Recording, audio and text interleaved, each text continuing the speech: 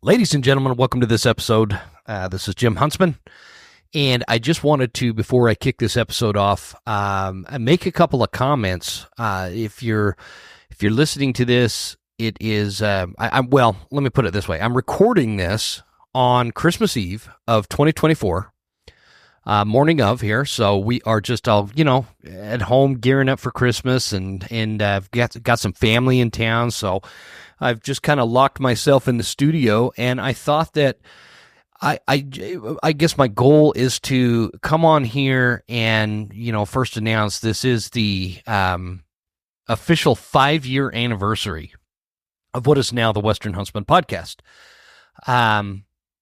It like blows my mind that it's been 5 years. We've done roughly somewhere in the neighborhood of 300 episodes. This will be episode like 211 or something like that, but that's because the School of September and some of the other bonus episodes are not numbered. But if you add them all up, we're somewhere north of 300 episodes, and what a ride it has been. None of this would have been possible without all of you listening, and I really want to express my deepest, sincerest appreciation to you guys, the listener of this show, and because I know I am not the most articulate guy behind a microphone. I'm not the most smooth talking guy behind the microphone. I fumble through my words, and I forget what I'm talking about and what I'm trying to say, and I lose track. And I a lot of that stuff I didn't even know when I started a podcast. I didn't know I kind of stuttered and stuff. So it's interesting going back and listening to some of these episodes, but and the other thing is most podcast hosts in the hunting space, you're listening to guys that have mastered the art of hunting, and they're extremely effective, and they're very good in the field. They notch most of their tags, if not all of their tags, every season. And you guys, if you've listened to this show, I'm not that guy. I am not that guy. I consider myself an average hunter. Sometimes I do really well. Most of the time I don't. And that's what I find in, I guess, beauty in hunting is this constant thing of learning. I could tell you one thing, between doing this show and committing to like the learning process, I'm a lot better at hunting than when I started this show. And that's cool. I want to be. And I want to be, 5 years from now. I have no idea if this show will still be going or not, but I hopefully I'll be that much better as well at hunting by that point. But, that's not the purpose of my show. My show is not designed for people to tune in and listen to some guy talk about how great he is at hunting and give you tips and tactics. That's really not my focus. I bring on a lot of really good hunters to do that for you on this show. And I think that why it works so well is because a lot of the questions I ask these guys are legitimate questions that I have. And I feel like, if I'm an average hunter, and a lot of you are average hunters out there, you probably have a lot of the same questions that I ask. And that's I think one of the formulas that has contributed to the success of this show. Is you and I were probably about on the same level. We love hunting. We're not great at it. We're not bad at it, but we want to get better, right? And so that's kind of one of the purposes of the show. And obviously the other side of that is protecting the future of hunting and getting into some of the aspects and nuances of the world of the hunting community that either make it better or make it worse. And those are the things we like to address on this show. I have a lot of opinions on that, and I've made a lot of people mad. And I don't, my intention isn't to make people mad, but I'm not shy about what I believe and how I feel about something, and I don't expect anybody else to be. I'm not mad at anybody else when they disagree with me, but I have found as a podcast host, a lot of listeners, they get mad if I don't, or if they don't agree with me, and I get it. I understand that, but the dialogue is what's important. And so, all that to say, it amazes me, folks, that like when I started this show 5 years ago, I started it with by going down to Dirk's place, Dirk Durham, the bugler, who is the guest in this episode. and recorded kind of in his front room or whatever, and had a great conversation with him. And I found that I really like talking to people like Dirk. Dirk is like, when you say salt of the earth kind of person, that's who Dirk Durham is. And he's a friend. I'm proud to call him a friend. We have a lot of similar, I guess, outlooks, and also similar sense of humor. So the friendship just really works out. And I really like him, and so that's why I brought him back for the 5-year anniversary episode. And it's not like we talk about how it's 5 years on the Western Huntsman or whatever. It's a regular episode where we talk hunting, we talk things that are coming up, and gear and strategy and elk and deer and all the other things that we get into. Dirk's a great guy to have on the show for that kind of episode. But the point is when I started it, it was just kind of like, the idea was maybe dealing with some local hunting issues or things that were going on. And maybe I could, have a couple of conversations with some guys that'll maybe open some eyes for both myself and some of the listeners out there, and help people kind of refocus and have this sense of, what is at stake in terms of the future of hunting, and what's on the table, what can be taken away, what could be added to, you know what I mean? And what are we up against? Because there are a lot of things that we are up against, and I'm very protective of this thing that we do. And so that was kind of the idea. I had no idea I'd be talking to you behind the same microphone 5 years later. Well, I've updated the microphone, but you get the idea.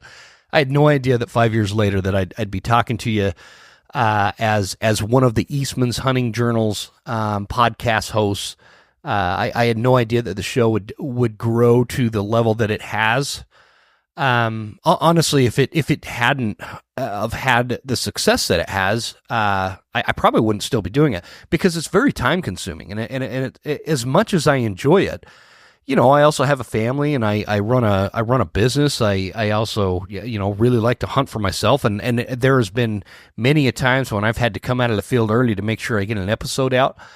And so from that aspect, it could be a real pain. But there's two things that keep this thing going. And one of them is I thoroughly do enjoy recording this show. I really enjoy the conversations and the people I meet, and the dialogue that comes out of it, and sometimes even the rumblings that come out of it.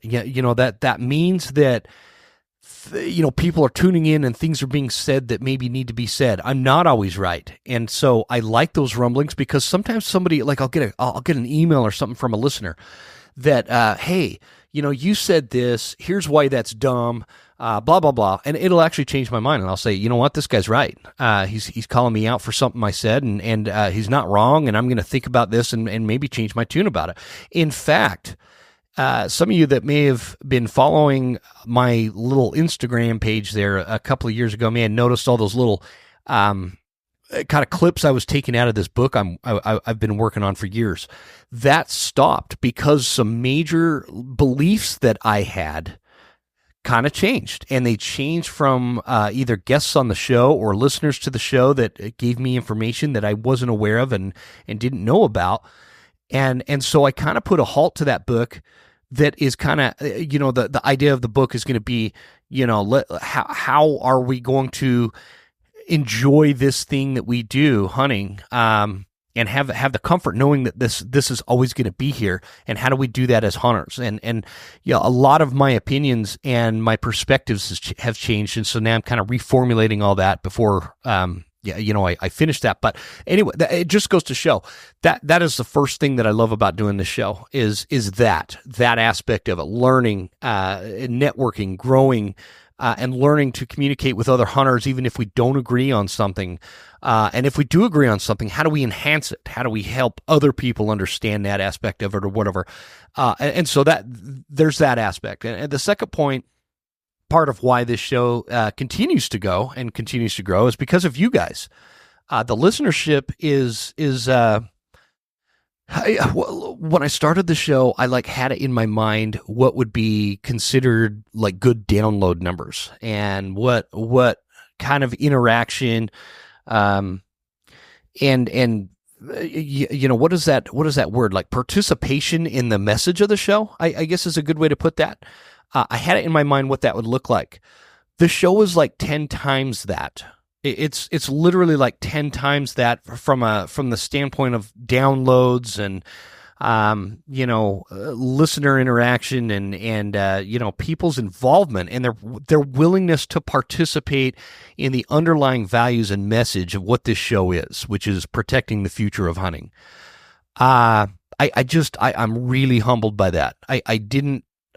When I listen to one of my episodes, and I think anybody would kind of do this, when you hear your own voice, whether it's in a voicemail or on a podcast or whatever, it's like I annoy myself, if that makes sense. I say dumb things and whatever, and I listen back and I'm like, man, why did I say that? Or why did I do that? Or why did I take that stance? Or, maybe I should have said this and calmed down a little bit, not been so fired up, or maybe I should have been more fired up, all those things that you do. And so because of that, I'm super surprised that the show does as well as it does. And so again, thank you guys for that. It's just been a crazy thing to see this show go from what it was and how it started to how it's evolved into what it is now. And I'm really looking forward to kind of pushing the needle with this and seeing if we can get more involvement and more participation into the involvement, and the future of hunting kind of relies on, lots of voices. We need a lot of voices and participation. My opinion is one thing. What, the influence that I might have is minuscule, so we need a lot of people with minuscule influence that are involved and participating in the ever-growing threat that is against the hunting community. And that is kind of why I keep plugging away at this, and I just enjoy the heck out of doing it, and I enjoy the heck out of getting to know many of you out there that are listening. I get tons of emails and direct messages on Instagram, and I see the reviews. It just means so much to me. It really does, guys. And I wish there was a way that I could shake every one of your hands and tell you eye to eye, man to man, man to woman, whatever, that I really do appreciate your support, your listenership, your, participation in the future of hunting, your, I guess, support from the standpoint of like helping our sponsors, all that kind of stuff plays into this. There's a lot of layers that go into making a show like this. And so it's just critical. It's critical stuff. So thank you from the bottom of my heart. Here's 5 years. Here we are, 5 years. I've got a lot more gray in my beard too. And so, I guess it's just part of it. And here I am. I'm 44 years old, and this show is just rocking. And so thank you guys. Again, I just can't thank you enough. And thanks to our sponsors. This episode, because it's a Christmas episode, is going to be ad-free, but that doesn't mean I can't mention my sponsors in it, because they make this show happen as well. In fact, we couldn't do it without them. I'd like to thank Silencer Central. Guys, get you a silencer, and if you do, use Silencer Central. It's a great American company with a great American story. Hoffman Boots. They're one of the older sponsors on the show. Unfortunately, Hoffman is not continuing on in 2025 as a sponsor, and that's okay. They've been a sponsor for a long time. I've been a fan and a user of Hoffman Boots for a very long time. In fact, I've been using Hoffman Boots much longer than they've been a sponsor on the show, so I am sad to see them go, but I understand circumstantially sometimes it just doesn't make sense or whatever, and that's okay, but because I really appreciate the years of sponsorship from Hoffman Boots, and I'll continue to use, for now, I'll continue to use the product, because I truly do. Any of my sponsors, guys, I really do believe in the product, or I would not have them on this show. Phelps Game Calls, the official oldest sponsor on the show. I can't thank Phelps Game Calls enough. They've been critical in helping with the show, and they gave me a shot when nobody else did. They gave me an opportunity to utilize their big giant brand that Jason Phelps built, and then brought my good buddy Dirk Durham on to help, explode that brand into what it is now. And now they're a part of Meat Eater. It's just a really super cool story. Again, a great American story that is Phelps Game Calls. If you guys want to get any of those, use promo code Huntsman10 for that. Barnes bullets, copper bullets, man, manufactured right here in the United States, right down there in Utah. If you guys are into the copper bullet thing, you got to check out Barnes bullets. I love them. They like have some serious knockdown power. They just feel different when you shoot them. You got to check it out at Barnes Bullets. And last but not least is Vantage Point Archery. I've kind of pounded this one. I've been really excited about Vantage Point because I love these 150 grain Omega broadheads with the bleeder. It's like a single bevel broadhead.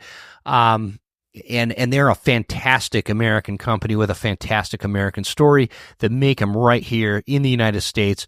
They just keep it right at home, and you can't ask for more out of a great company. And again, if you want to, any of you elk hunters out there, if you have ever had a hinkering to use a single bevel broadhead and a heavier tip, check it out. The Omega broadheads. I promise I am not misleading you, and you won't regret it. And use promo code Huntsman10 at checkout if you go check out their website, which all of that stuff, guys, is in the show notes. But last but not least, guys, I just want to tell you, hey, Merry Christmas. I know most of you are going to listen to this and Christmas is going to be over, but I'm recording it on Christmas Eve, so Merry Christmas to everybody. Jesus is the reason of the season, and I truly believe that. So it makes Christmas a lot more wonderful if you have that in your heart and you keep that in mind. I appreciate the 5 years. I appreciate the adventure that this has been. You guys have been just more fantastic than I could have ever imagined. I consider, even if I don't even know who you are, I consider you all friends. And keep fighting for the future of hunting. Keep fighting for the future of what this thing is, which is wildlife management and conservation through hunting. It all ties into that North American model of wildlife conservation, and it's why it's been so successful, because of people like you getting deer tags, getting your elk tags, and getting out there and enjoying that primal connection that is hunting. And it should never be questioned, and it should never go away. And that's why we do this show. Guys, with that, let's kick this episode off with my good buddy, Dirk Durham, a.k.a. The Bugler. There exists a threat, from anti-hunting groups to politicians trying to give our land away, and we won't stand for it. Those vast western landscapes provide the space for our wildlife to thrive, and a place for hunters and anglers to fuel the fire that sparks their soul. In this show, we share our love of hunting, fishing, and conservation. Here, we provide the foundation to meet these threats through passion and the grit of the American outdoorsman. Welcome to the Western Huntsman Podcast.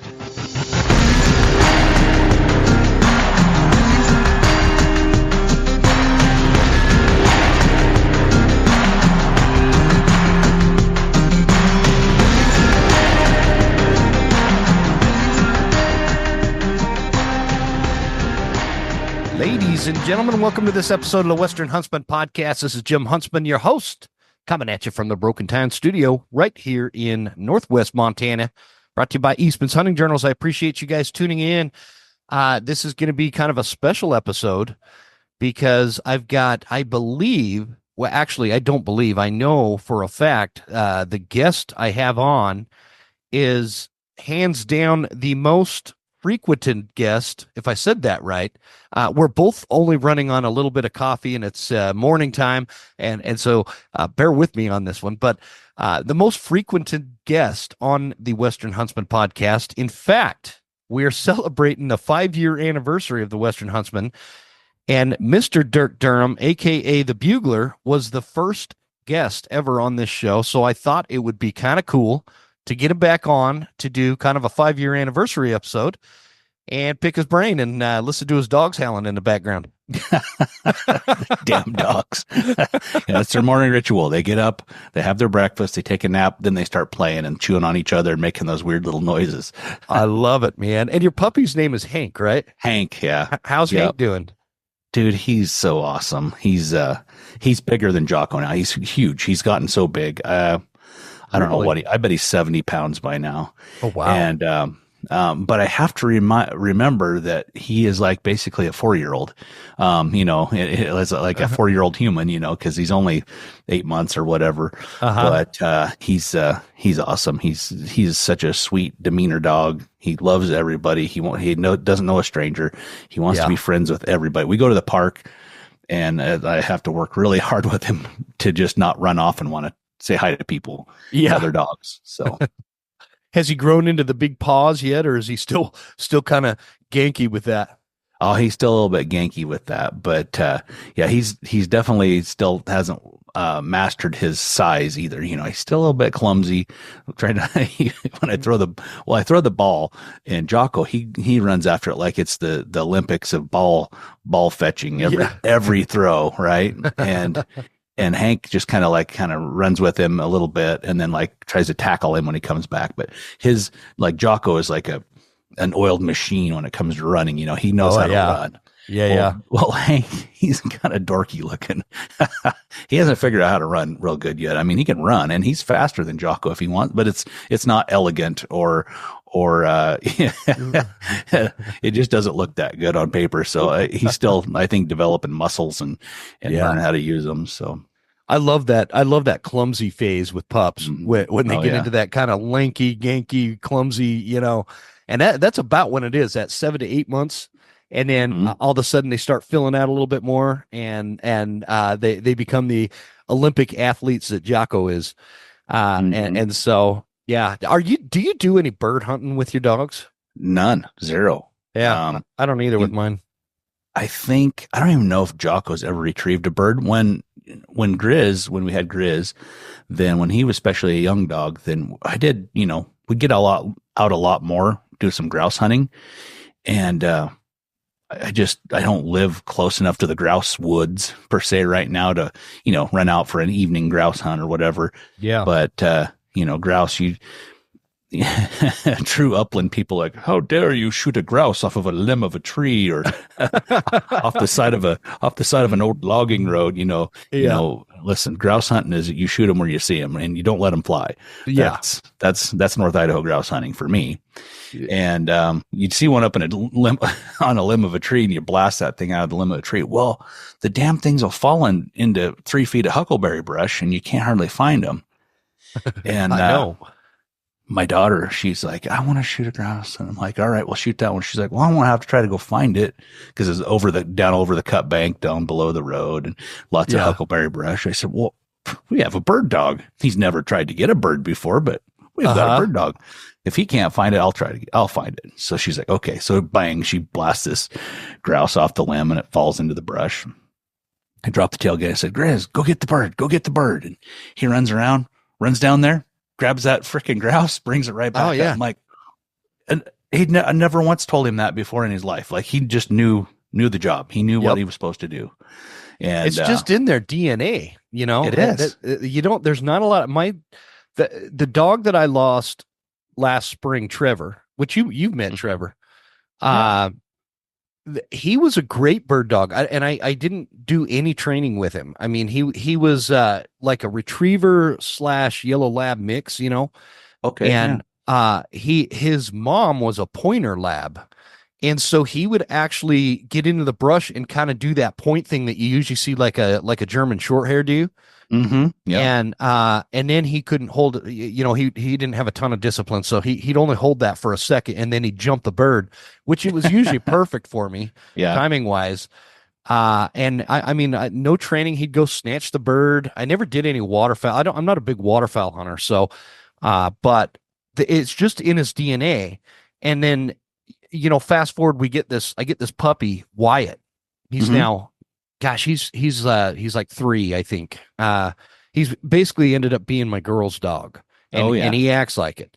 He doesn't like, I gave him one job here at home, and that was to keep the damn chickens off our back deck because they poop all over the place. And he can't even do that. Like Trevor would have taken care of business, but Wyatt, he's just like, he's almost afraid of him. It's so funny. He's such a sissy, man. So dogs are so funny. They're so quirky. They are. And then I keep learning things like, so now, whenever I got Grizz, and when I got Jocko, they recommended, neuter your dog, neuter your male dogs. Really like Grizz got neutered super early. Uh-huh. And then Jocko, I think we waited maybe a year and then we got him neutered. But now they're saying, don't neuter your dog because of, they're more resilient against, all the things that plague labs, hip dysplasia, cancer, well, all these different things. They're finding out that, so they're like, but if you don't want it, getting other dogs pregnant, whatever, you can always get a vasectomy for your dog, but leave the leave the testes intact, so they have those hormones going through their body to keep them healthier. So I think we're going to do that with Hank. And then it kind of talks about some of the things that plague dogs that get neutered, early, and one of them is like fearful or like insecure or whatever. And Jocko is really, he's got these weird little quirks of being fearful. Like the FedEx guy goes by, he's scared of the sound of the FedEx truck. The UPS truck, which sounds to me audibly this exact same, doesn't affect him. But the FedEx guy drives by our house, he jumps up and runs in the bathroom and hides. No in his kidding. little safe spot. Yeah, so he's got all these little weird things. He's a lot more fearful. Like Hank, he's got no fear of anything. He's just like, not scared of anything, and wants to be friends with everybody. So we're gonna try to see if we can make this non-neutered thing work and see how it goes. That's kind interesting. He has kind of a butthole to Jocko. He's always messing with him and stuff. I think that's the puppy in him. We'll get him a little bit growed up. He'll probably calm down a little bit. Yeah, hopefully. That's interesting you say that. Like our vet told us not to neuter Wyatt until he was at least 12 months because of that. It was mainly the concern for some kind of cancer. Oh yeah. And so he said, anything like lab golden retriever, you don't want to fix them until they're 12 months. But my Trevor, my older dog, when you talk about like fearless, that was a fearless dog. He thought he was the biggest, baddest thing on the face of the planet, right? Yeah. Like he chased bears up trees on our old property all the time, and he'd go after moose. He got his butt kicked by a doe, whitetail at our old place once. But Wyatt, what I guess what I'm getting at is Trevor, just because of what I don't know. When we first got Trev, this was years ago, I didn't really have the money to get him neutered. Right. And so he didn't get neutered until he was like 5. Oh, wow. And so I'm wondering if that had some kind of, played a difference in almost like their fear level or their personality. Wyatt, the pop, maybe sleeping on my daughter's bed every night and being treated like he's a little fluffy, poodle or something. What are those little dogs the celebrities carry in their purses? Oh, that's a Chihuahua. Oh yeah. He almost gets treated like that. Yeah. And so he's just such a sissy. But I love the nuances of dogs and like their personality. And I think that they're way more keyed in than we give them credit for. Like Trevor, man, when we lived at our old place in Hayden, I think you came to that house. Yeah, I did. That greenhouse, right? Mm-hmm. And we had that front porch area with rocking chairs on it. And one time, this is like my favorite memory of Trevor. One time my wife and I got in this little spat and we didn't want the kids to hear. So we go out on the front porch and we're out there trying to work it out. And my wife gets real mad at me and we go into this thing where we're giving each other the silent treatment, but we're just sitting there. And Trevor is laying on his bed next to me and rips this giant fart. Like, I mean, it's like this huge fart comes out of him, and it like even surprised him. Yeah, where he lifts his head off the bed and turns around and looks at his butt. He's like, "Excuse me, what was that?" And my wife and I, we're sitting there, and like 30 seconds go by, and then we both just start busting out laughing, and it like solved the fight. So I just love that stuff, man. Yeah, he's like, I got to do something to fix this. Let's see. He's like, some comedic relief here would help. That's exactly what it was. This is a job for Trevor, and but yeah, it was cool. So Again, I appreciate you joining me. This was kind of last minute. I texted you last night, and here we are, trying to wake up still. Yeah. And the reason was because 5 years ago, I came down to your place. You lived in like Orofino, right? At the time. Mm-hmm. So I drove down there, and I brought my. I remember that first podcast setup I had. I didn't know what I was doing, man, and I bought that real cheap gear on like Amazon or something. Oh yeah. I don't even know if you were with Phelps yet. Oh yeah. Yep. And so were you? Yeah. Yep. Let's see. April of 2019, I started full time with Phelps. Oh, okay. Yeah. So you'd been with him. Yeah. Yeah. So, and I'd been doing side work with him, for a couple of years before that, but yeah, because the Maverick was out. Yeah. Yep.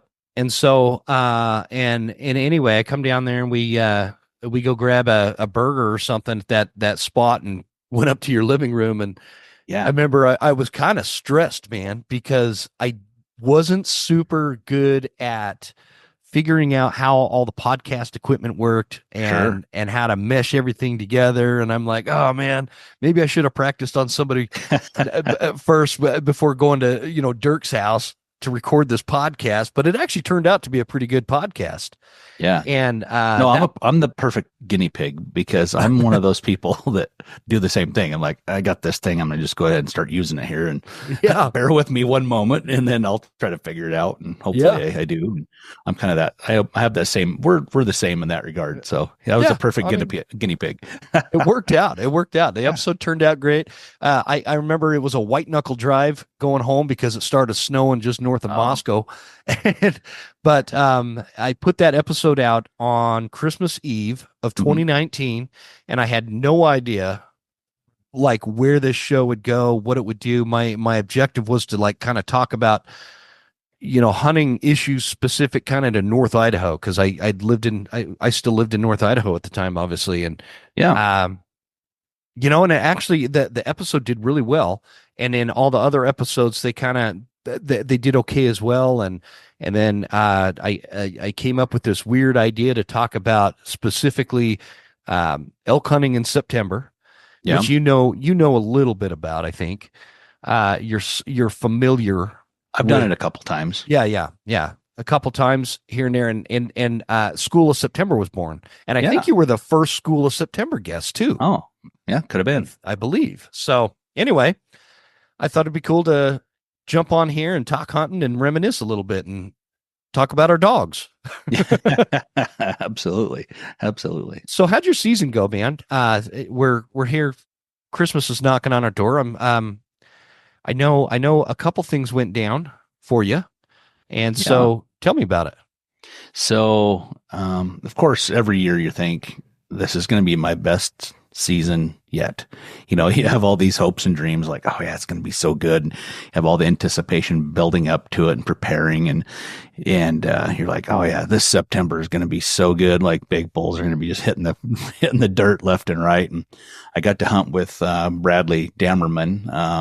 You've had him on about that one, the podcast before. Bradley's awesome dude, owns out, the outfitting business, Idaho Whitetail Guides. Mm-hmm. And we'd been talking for several years, like, we need to go elk hunting. And, being a guide, it's hard for him to get away, cause that's his job. That's his livelihood. Yep. And trying to find a spare week in September is tough. And then my buddy, Cody Wilson, who works in the gas fields in Wyoming. And he's a guide on the side. He guides, elk hunts, moose hunts, with Wyoming. Bradley or no? In Wyoming. In Wyoming, okay. For another outfitter in Wyoming. And Cody, cool guy. We met him in I think 2017, 2017. I think in Salt Lake. He come by the booth, Phelps's booth, and BS'd us. Him and his buddies BS'd us for 3 days straight, and then every year he'd kind of show up and he's like, hey, you guys want some help? And he just kind of jumped in and started helping us in the booth. And, he's been there ever since. Like, hey, are you coming? Well, hell yeah, I'm coming. He says, Nice. we call him Whiskey Wilson, because he does love him some Pendleton whiskey. he likes to have a nice nightcap there, you know. He must have heard your ad on cutting the distance. He did. Yeah, that Changed was his life. Didn't I text you about that? How Yeah. I really enjoy listening to your ad. Usually I kind of fast forward through the ads on podcasts, but Yeah. Those ads, those ad reads are tough because like, how should I read this? I know. You try to read it how you talk, and that's not always necessarily the way you talk. And then it's like hard. you gravitate towards like, oh, I don't know if you listen to very many of the podcasts on the Meat Eater Network, but yeah, kind of gravitate to talk kind of in the same cadence as Steve Rinella for whatever reason. And I try not to because I'm just like, I got to find my own voice. I don't want to talk like Steve Rinella or I don't want to talk like anybody else. So this ad read. So I read that thing like 87 different times and tried different voice inflections and cadence. And like, I got to read it like this, I guess. And I give the lady, Riva, who's our podcast producer, I give her 87 different renditions. I said, okay, use the one you like or think works best. I'm like, and if you don't like any of them, let me know. I'll do it a different way. Yeah. I mean, I'll read it like Will Primo's if you want me to. Paneled in whiskey. Paneled in whiskey. Well, I think because I know you and I know your sense of humor and I know your personality, I love it. I think it's perfect. And I know the struggle, a little behind the scenes podcast production stuff, you know, those ad reads are like the hardest thing that I do. I have a really tough time with them. And then what I do is I end up procrastinating after, and I'll run the ads for months before I change them up. And I need to switch them up a little bit more often. But they are, man, they're tough. And so I'm just going to hire you. I'll send you a bottle of Pendleton whiskey to read my ads for me. Yeah. Oh, perfect. Something you may not know is, I'm an aspiring voice actor. You know, I'd love to, you know, be the guy on the radio. Yeah. You know? Sunday. You're good at that stuff, man. You've always been good at like mimicking. I like when you do, when you're kind of voice acting on, remember we used to do, well, I don't want to give away the bag, but if you guys remember the old Doug Flutie episode, that may have been Dirk Durham behind that. Dang it. That was supposed to be our little secret. Well, it still is. I didn't actually say it was. I said it could have been. Yeah. There were some likenesses. Yeah. You're good at like the improv side of that, man. I'm not. The hamster doesn't spin my wheel fast enough for that kind of stuff, but you should pursue a career in voiceovers. Well, I've always, since I was a little kid, I've had this like fascination with the way they talk, you know?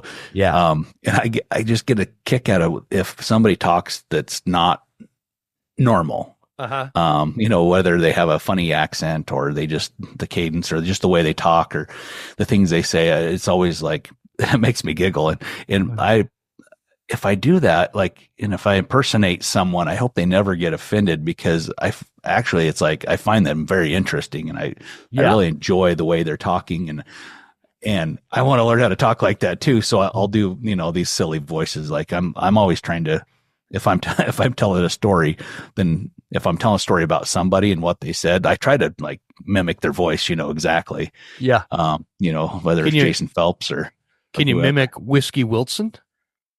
Not too good, but he's kind of got a little bit of a drawl, like out of that Western, like, I don't know if he have met a lot of people from Wyoming, but Wyoming people have a little bit of a Western drawl. They do. Yep. You could call it, it's kind of like cowboy talk. Yeah. Yeah. If you ever hear like Chris Ledoux talking, that's kind of what they all sound like, you know? Yeah. Yeah. Whiskey Wilson, he's got a little bit of a Western drawl. And that guy is such a character. He is so funny. He's pretty cowboy. Like he's tough and as far as not like a fighter tough, but maybe he is. I don't know. I've never made him mad, but no, man. But like can endure like hardship. I went over there bear hunting with him. And he'd been baiting bears. He's like, I get my bait from these here local farmers and I got this he's had a bull die. And he's like, you want it? I said, sure. So he went over and hacked the thing up, and he had a whole hind quarter off of a domestic beef bull. Oh, wow. I'm like, well, For how the hell? bear bait? Yeah. And we got to Wow. pack this in 2 miles. I'm like, how the hell are you going to get that? And he's like, well, just going to put her on my pack her in, he says. And he throws that thing on his pack. And it had to have been 150 pounds at least. He Yeah. straps that thing on his pack and shoulders it. I'm like, all right. I'm like, and I'm recovering from ankle surgery at this point. I'm like, well, if you get tired, let me know. I'll gimp that thing for a while. He's like, nope. And that sucker just packed it up the hill, and we're at like 10,000 feet elevation. Yeah, he's waiting on me because I'm so fat and out of shape. Flatlander, you know. He's waiting on me. I was just like, holy cow, what an animal. Jeez. There is something gritty about dudes from Wyoming, man. And I don't want any of you listening in Wyoming to get like this big ego or Big head or head. whatever, but but there is, I mean, first of all, just you got to be tough just to live somewhere with that kind of wind. Mm-hmm. And those frigid temperatures that Wyoming gets. It's just a weird climate. But when I was in the Marines, there was this dude, I can't remember his name, but he was a real quiet cowboy type dude from Wyoming, right? Mm-hmm. And we always kind of knew that that saying, the guy you worry about the most is the quiet guy, or Right. the loudest one in the room is not the one you worry about. I don't know. I don't remember. However that saying goes. Again, I haven't had Right. enough coffee yet. But we were sitting there, we were doing this training thing on Camp Lejeune, and MREs, they come in all that packaging, the meal ready to eat. That's what they give you in the Marines and whatnot. And we're sitting there, we're out in the field training. We'd been out there for a few days and whatever. And what we would do is we'd pile all that MRE trash up in one spot, and then at the end, everybody'd go over and we'd just kind of clean it all up so it didn't go anywhere. But we'd get these big crows. These giant crows would come in, and they'd start picking through the trash and like kind of making a mess of it. And this dude from Wyoming, he didn't like that. He wanted to like set an example to the other crows. And he pulls his freaking K-bar out, and he's sitting there. We're all just kind of sitting there waiting. That's what 90% of being in the Marine Corps infantry is sitting around waiting to be told what to do next. And so we're just kind of sitting there, and he pulls his knife out and throws it like freaking Crocodile Dundee or something, and it sticks into this crow. Oh my God. And sticks the crow to the ground. It was like, wow, okay, well, I'm never going to pick a fight with this guy. That's really something. And he just sat there and calmly looked at it. He didn't smile about it. He didn't say anything about it. He just launched this thing, and a few minutes go by, and he said, see, those other crows ain't coming to mess with the garbage anymore, are they? I was like, gosh, man. He grew up like being raised by Comanches or something. It was cool.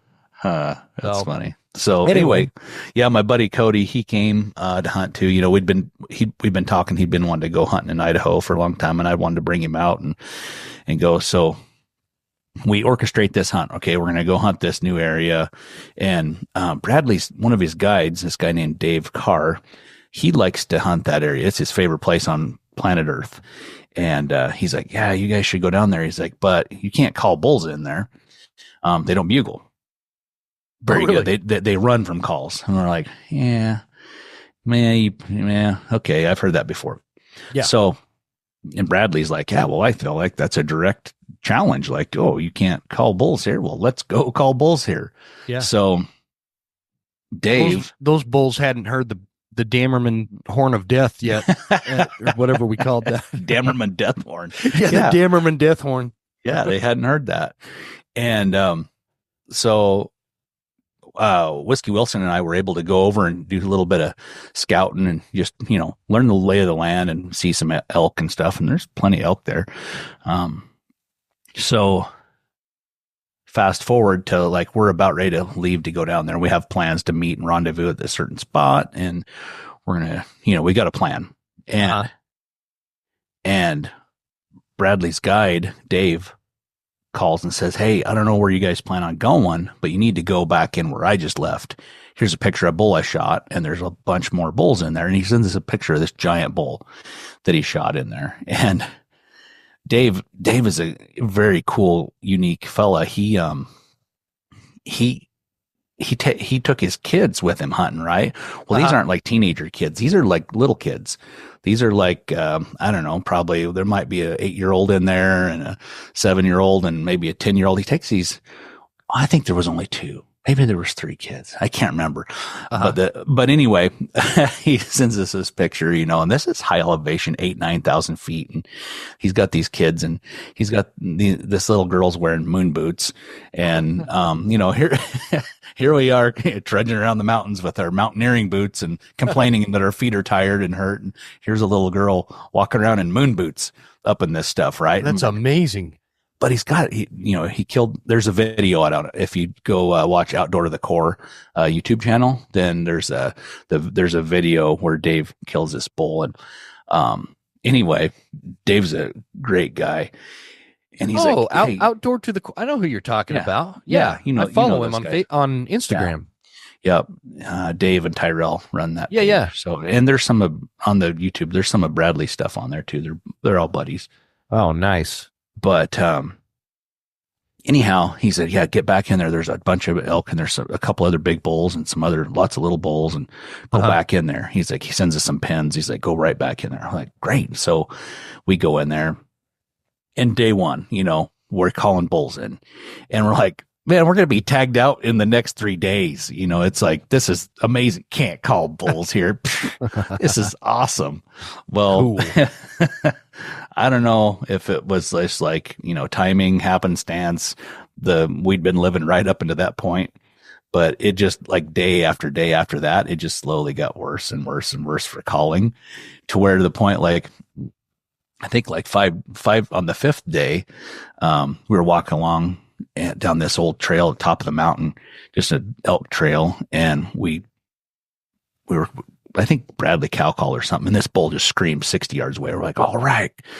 So cameraman Dusty and Whiskey Wilson climb up the hill there after him. And that bull proceeds to run for the next mile across that hillside.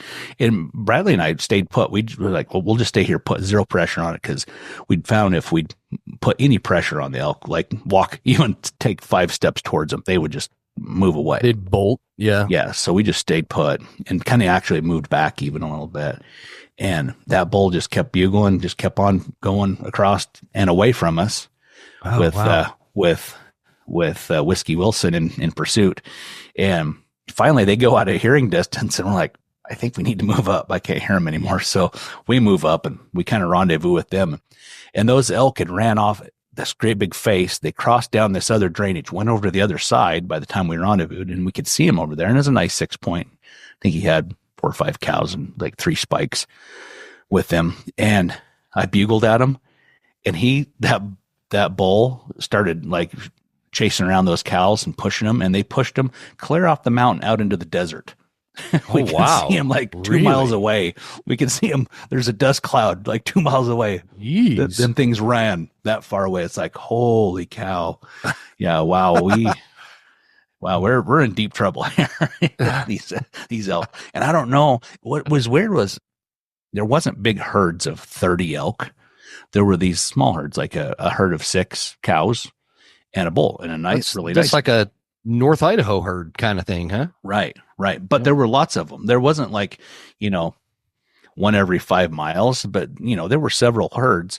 But they had like those bulls, man, they weren't even bugling on their own.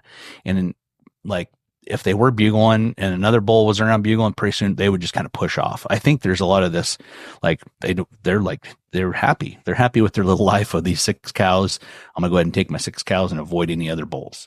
I always wonder that. I always wonder that, man, like different areas regionally, whether it's hunting pressure or just like the nature of the terrain and the nature of the animal itself, if they have different levels of what you just spoke to, like, maybe they're just happy with their 6 cows. They're not like super competitive for other ones versus, because if you ever like been in a unit where on like, let's say, for example, the south side of the unit, the bulls are just like super competitive. They're fired up. They will bugle at a fart.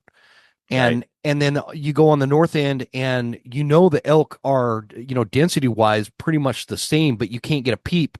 And this is all on like the same day. You know Right. what I mean? Hmm. And so that's interesting you say that. I think could be some there. I have no proof, but this is kind of my theory on it. I think they're just happy with the cows they have, and they're gonna kind of get their little herds broken down. Maybe we missed the chaos. Maybe the week before we got there, then things were running around like crazy, and figuring out who gets what and Mm-hmm. splitting all these cows up. Because in the summertime, we saw like a group of 100 cows. So it's not like there's a lack In of that elk in that same unit, you saw in that the big same group. unit. Yeah, Oh, gotcha. not in that same drainage, but in that same unit. There's a lot of elk there, and it's big open country. Now I feel like the open country that causes another effect, like theory wise, like between people calling, people have been calling these elk since people could call, right? Yeah. And it's Yeah. open country. I feel like eventually these elk kind of get trained to what are real elk bugles and what are not real elk bugles. And even if you sound pretty good, you still don't really sound like an elk 100%. Let's be honest. Yeah.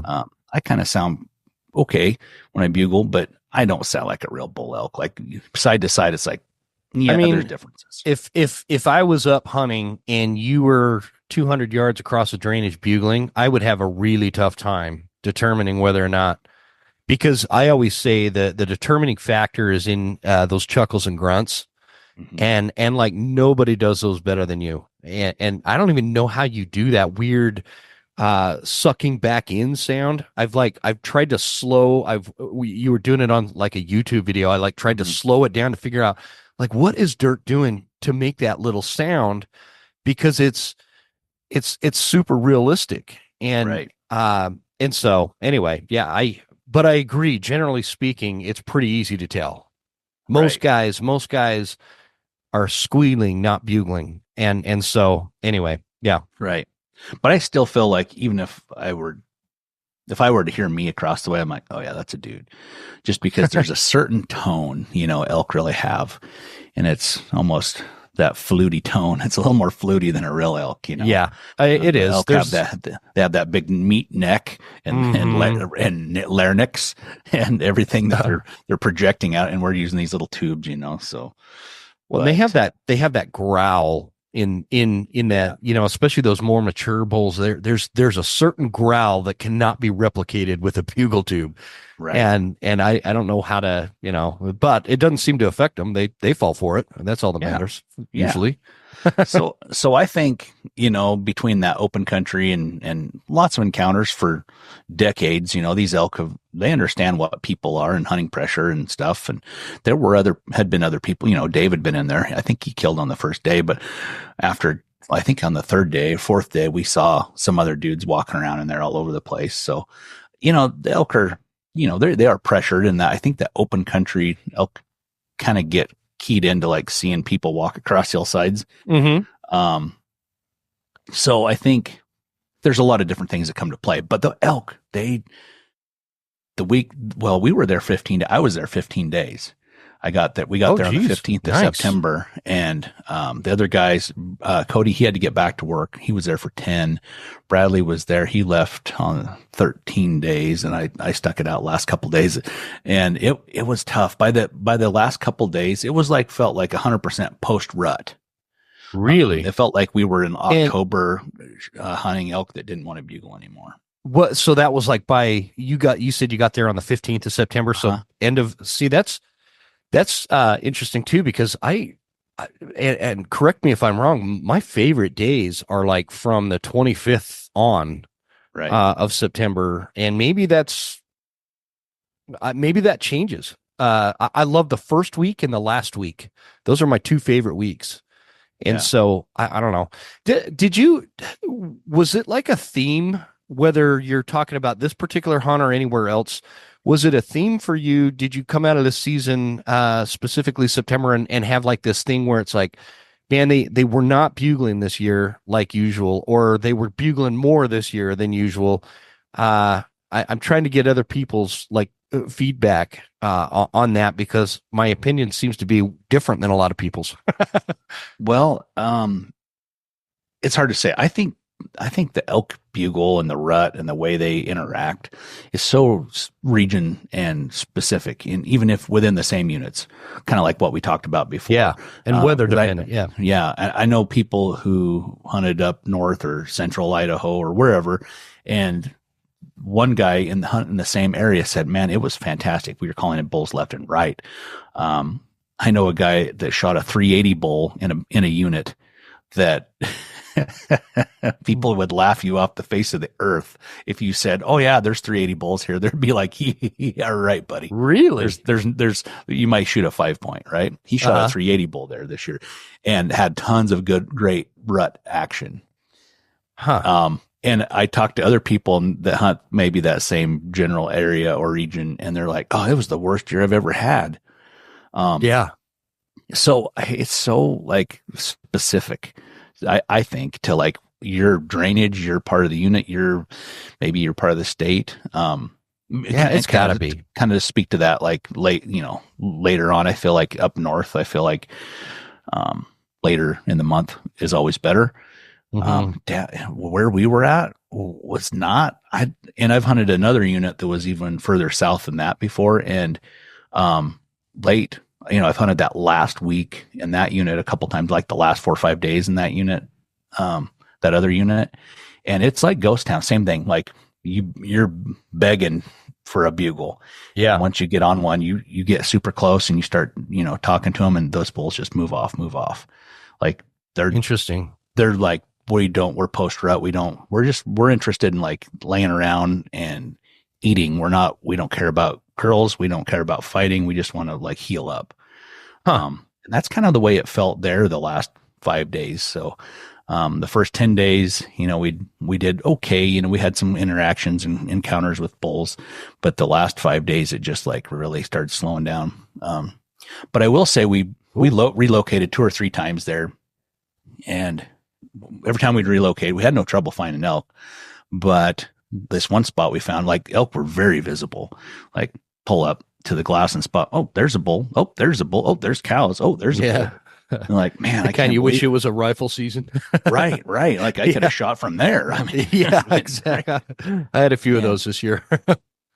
And we're sitting there and I'm like, man, I can't believe we got this to ourselves. And then as the sun, we're there, right, first light, and the hillside gets, because it's up high, and it becomes illuminated a little quicker than the valley floor gets. And as the sun rises and we start looking around, it's like, oh, there's a side by side over there. Oh, there's another one. Oh, there's a dude in a pickup over there. I'm like, as things got lighter, we could start seeing like, oh yeah, we're not alone. There's a lot of people. We walk over the ridge, like 50 yards over the ridge. Oh, there's 2 guys with a side by side sitting just out of sight from where we're at. Right. And it's like, oh wow. I'm sorry guys. Didn't know you're there.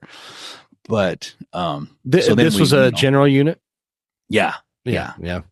So we're looking and watching, and like, okay, I'm like, Bradley's like, we got to get up there. I'm like, well, I hate to go chasing blind. Like if we run up there too quick, and I always feel lazy when I do this, but I'm like, I kind of want to watch where they're heading. And then if they hold up in a certain spot, do they go over the top? I want to kind of see where we're going to find them before we take off. Cause once we take off, we're going to lose sight. So we wait there.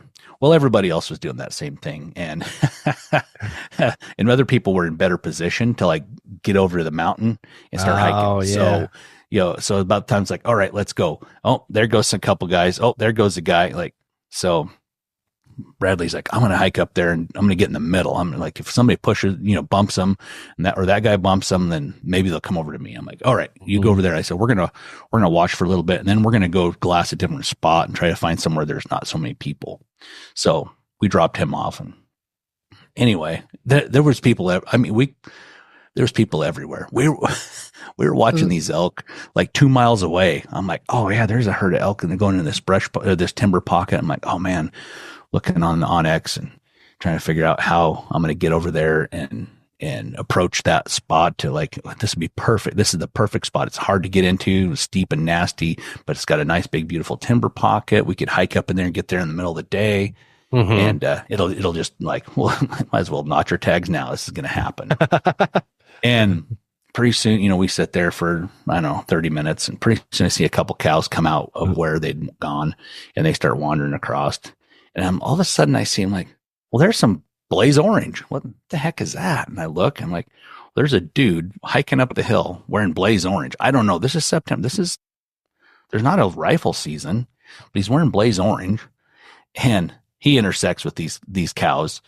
Of course, I don't think he ever saw him, but I don't know. They must have smelled him or something, because they didn't. They were inside of each other. Was he carrying a bow? I couldn't tell. He's 2 miles away. Oh, gotcha. All I could just see was this orange blob moving, and wow. Pretty soon they run off. They run back over that timber pocket. Elk explode out of there and just evaporate. They disappear. Yeah.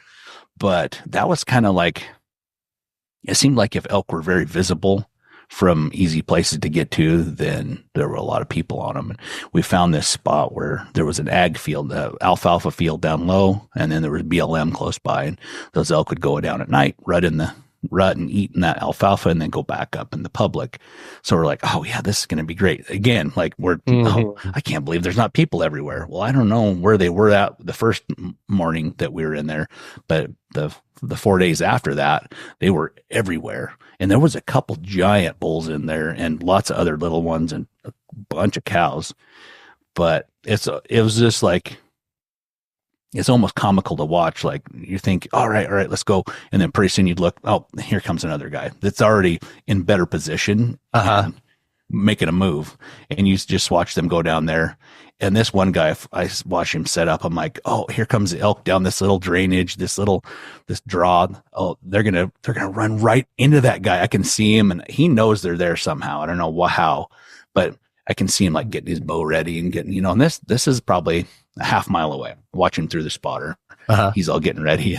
I'm like, and the elk kind of disappeared. I'm like, oh, and it was a giant bull. I'm like, oh man, really? That I was just like, dang it, he's going to shoot that thing. Next thing I see, those elk had turned around, went back up. They must have winded him or something. Yeah. The wind must have like got wonky, and they ran up over the ridge and circled back around and circled around him, and then went back, back onto the course where they were heading down to that alfalfa. It's just like crazy. As humans, we didn't really have a chance. These elk had that place so figured out, and the people so figured out.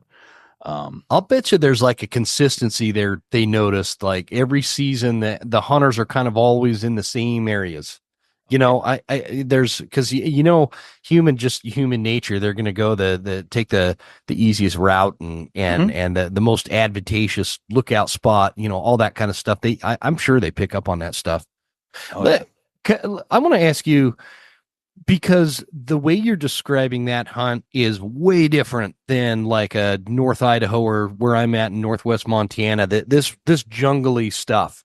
Oh yeah. Where, you don't see the bull until it's time to launch an arrow, right? Right. For the most time to draw your bow. Like, it's not like I was talking to somebody on the show a few weeks ago, and they're like, yeah, I was watching this bull over here, and then there was another one to the left, and we were trying to determine which one is better.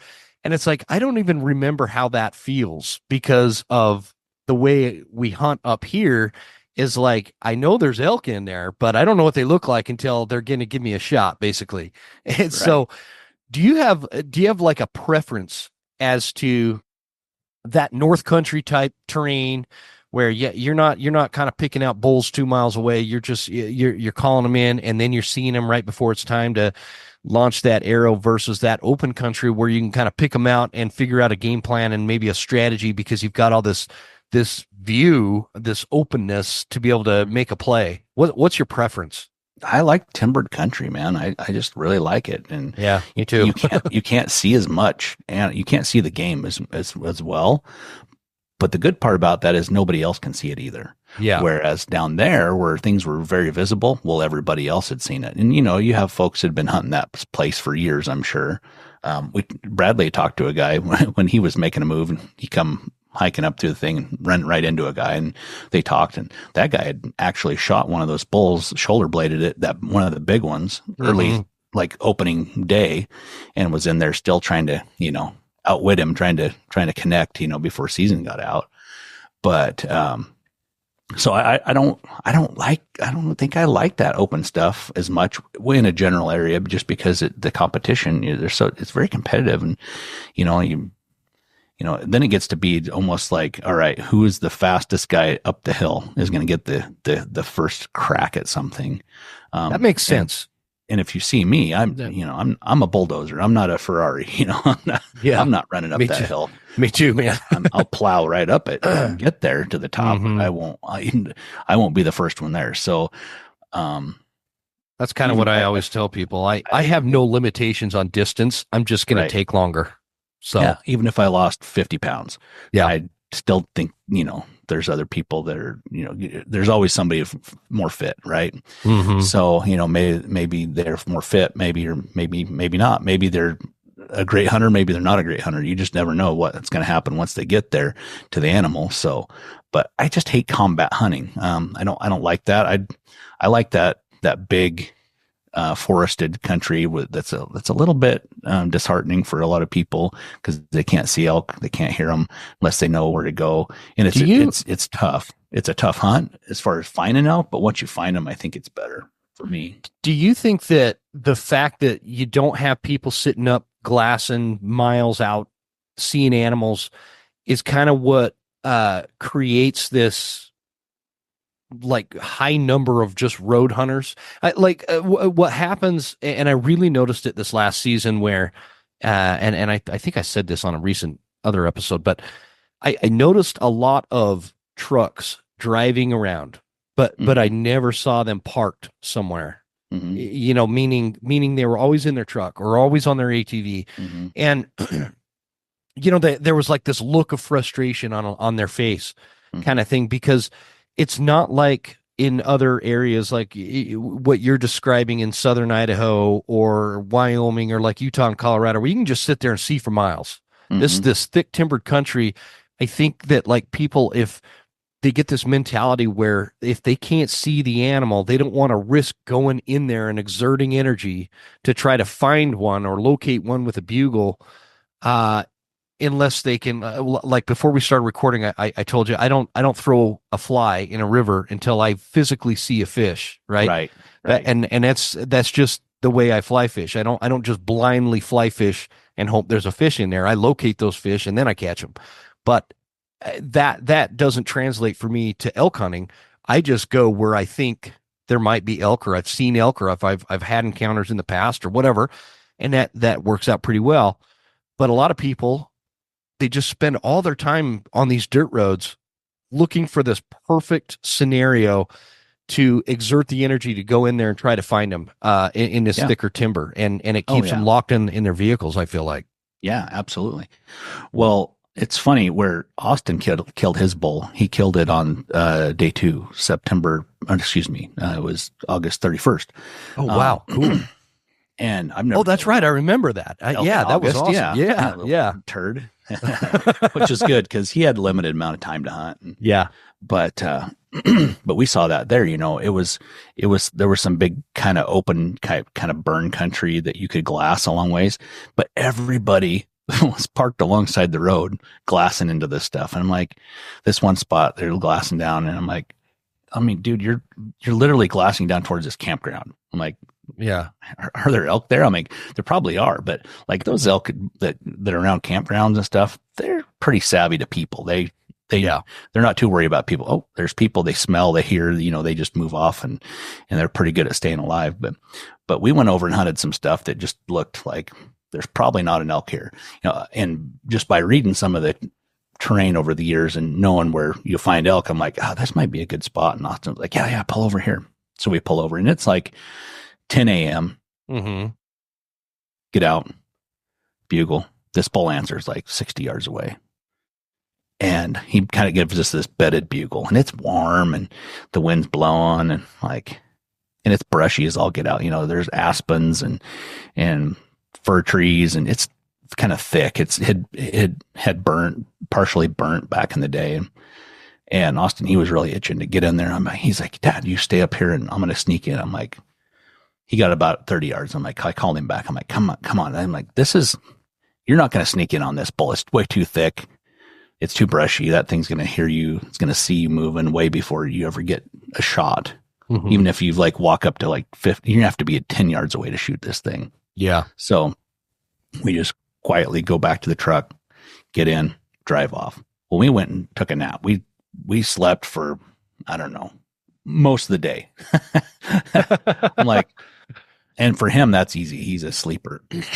Mm-hmm. But we kind of conked out for till about 4:00. I said, well, at 4:30 or so, let's kind of go assess.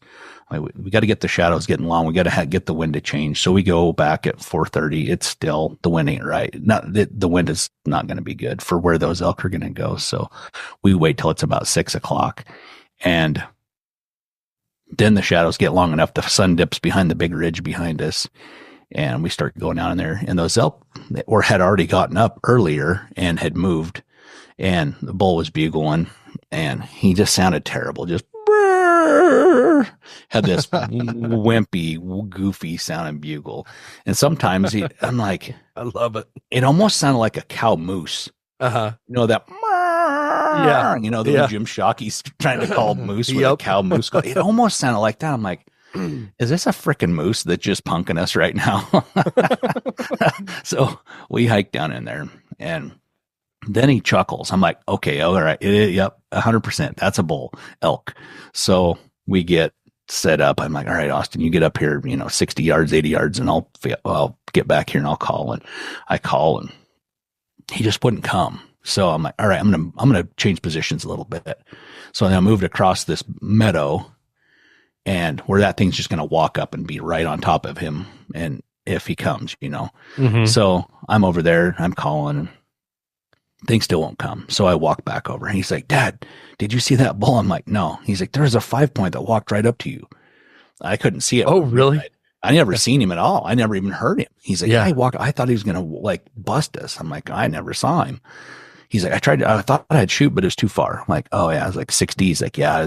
He's like, I don't want to take a shot in 60. So we move up and we get up there to, I'm like, it's starting to get that, that golden hour, we got 30 minutes of light left. I'm like, we can get away with a little bit more movement. And there's some thick patches. I'm like, all right.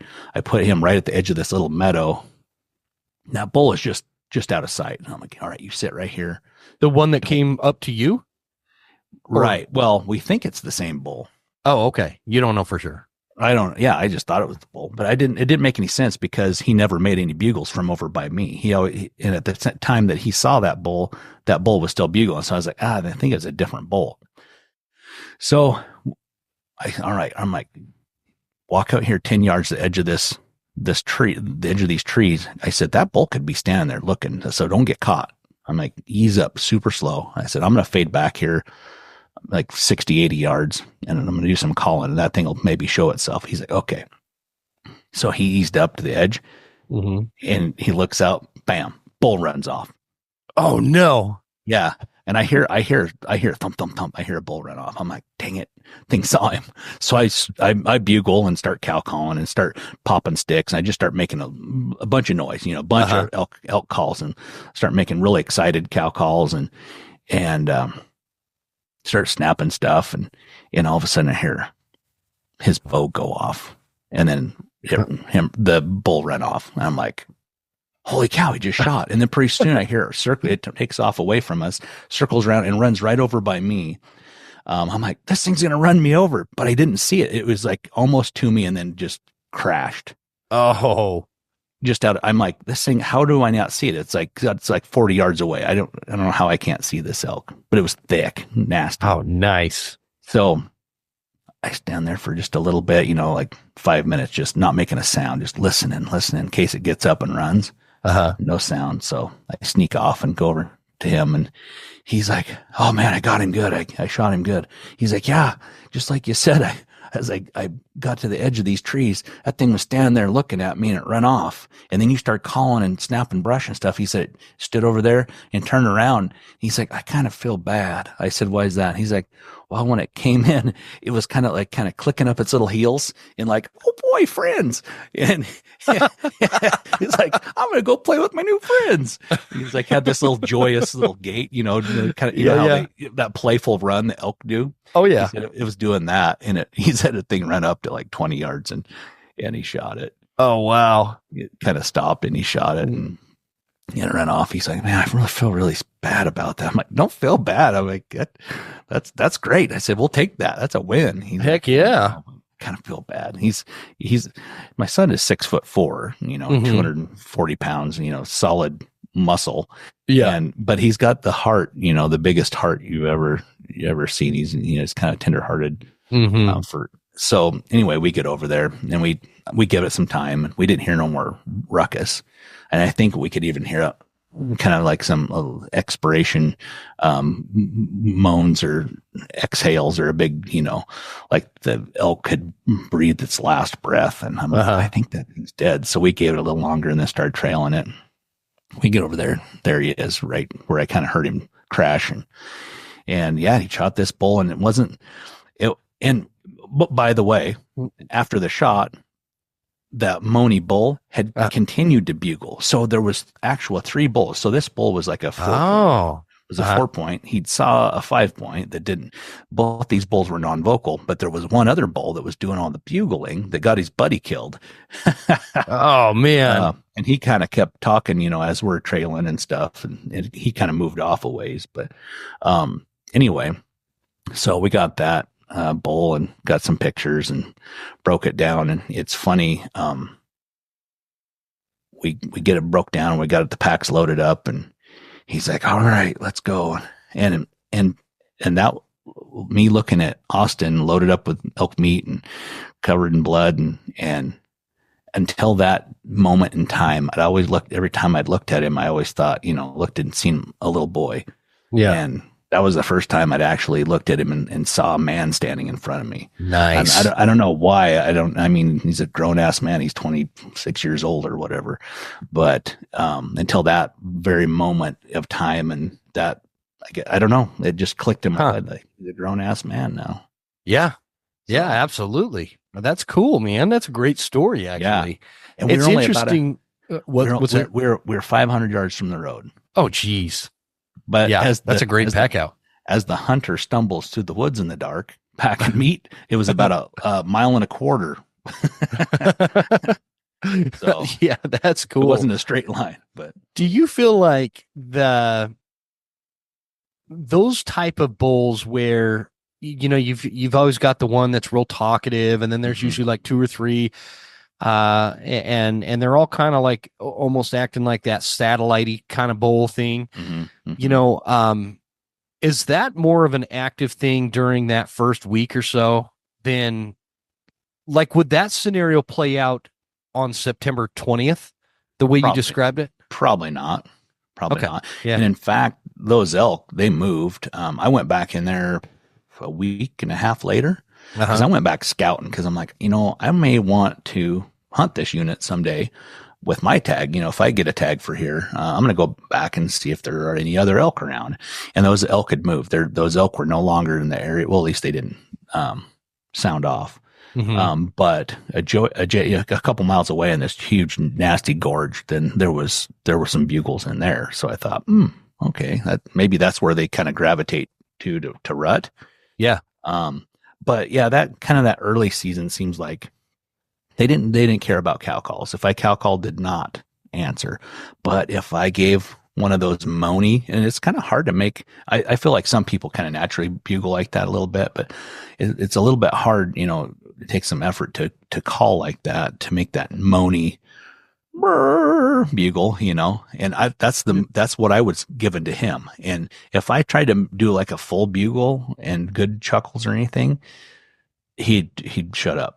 Yeah. So I just gave him that moany, them really crappy sounding chuckles, and that kept him talking. I'm like, okay, we just got to keep him talking so Austin can get in there on him. Yeah, I think I think you nailed it with that, just from like first week of this year for me. What was working to get, and I kind of came out of the season with the opinion that the elk were not as vocal as normal. Mm-hmm. Like I was in the exact same spot I was last year because I had both my Idaho and Montana tag, and on the Idaho side, where I got all that action last year, they were pretty quiet, but I called in one decent bull. I missed him. I hit the freaking log in front of. I thought he was like 40 yards. He was quite a bit further. But anyway, what I was kind of finding is during that first week, if I almost kind of sounded, you were talking about that bull, clicking his heels and acting all excited. He Yeah. found some buddies or whatever, almost a playful sounding bugle. I don't even know how to describe it, but I was getting not necessarily a ton of responses vocally, but I was getting a lot of bulls coming to check me out, and they'd always bust me, but they Right. always seem to find me before I see them. I turn around and off they go. Yeah. And then that kind of stopped working. And I was going back into that normal, throw out a locator bugle or some cow calls, getting a response, getting closer, and then trying to piss them off. But that first week, that real playfully moany sound that you were just kind of talking about seemed to work. And I'm going to try that. I was talking about, like, I came out of this September thinking they're just not talking like normal. Mhm. And I had this old man. He was a guide years ago, but he was telling me that the elk will tell you what kind of winter you're going to have. And he said if they're really vocal, you're going to have like a mild winter. But if they're Oh. super quiet, you're going to have a lot of snow. Oh. And so now I'm trying to get everybody's take to determine how this Yeah. winter's going to go, because I've got roofing crews going, and I want it to be kind of a mild winter, but Sure. they were quiet for me. But a lot of my buddies around here that both on the Montana and the Idaho side, Mhm. they have different opinions or different experiences. They were like, man, this was one of the best years I've ever had vocally. Yeah. So I don't know. We'll see. I guess I really want to put the old man's theory to test. Yeah. You Yeah, know? I'm always looking for those little nuances and theories. Yeah. And trying to connect those kind of dots to where, like, oh, I finally got it. But Yeah, I have no idea if any of that kind of don't know. stuff is actually true, but it's interesting to follow that and see if there's any validity to it. You know what I mean? Yeah. And it's just, I don't know, it's fun for me. So I like Yeah. that stuff.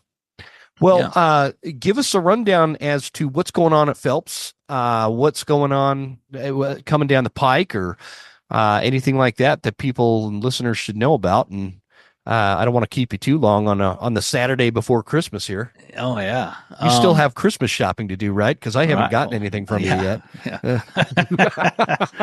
It's in the mail. It's in the mail. No, I'm totally kidding. You sent me my Christmas present right before season.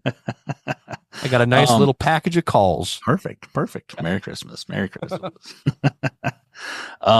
Yeah, we're just kind of trying to finish up the year here, try to get through Christmas and holidays, and 2025. We got some really cool stuff coming out. I can't tell a whole bunch, but I might leak out a little bit. We got a couple different bugle tubes coming out. Two new ones. One is it can expand and get compact, so it'll shrink down the size of the size of a Nalgene water bottle. Oh, okay.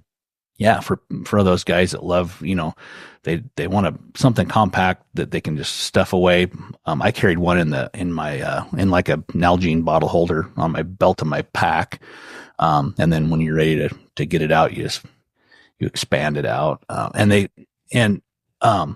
There's a young fella come up to me at the Sportsman Show last year in Salt Lake and said, "Hey, I have this cool bugle tube. I kind of want to show it to you." And I'd seen it on social a little bit already. Somebody had already had one. My buddy Donnie Drake had one he'd hunted with, and I'm like, okay, I don't want to be rude. I'll come take a look, but I'm thinking this is gimmicky, whatever. I'm like, there's only one thing that really matters with an elk bugle is if it sounds good.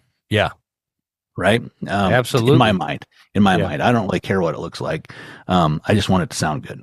And so I get over there and he's showing it to me. I'm like, oh yeah, that is, that's neat. It's kind of cool. I'm like, all right, the real test. So I had a diaphragm and I bugled through it. I was like, oh yeah.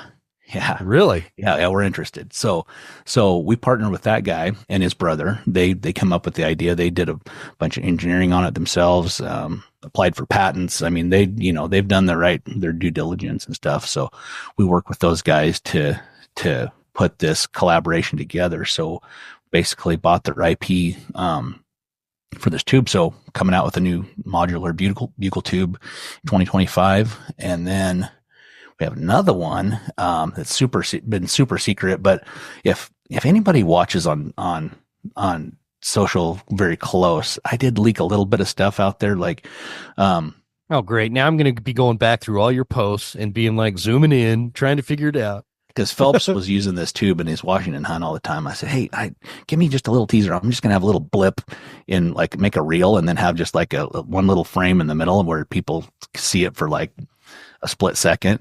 And then it'll move on. And if people are really paying attention, they'll be like, hey, wait a minute. That was a carbon fiber bugle tube.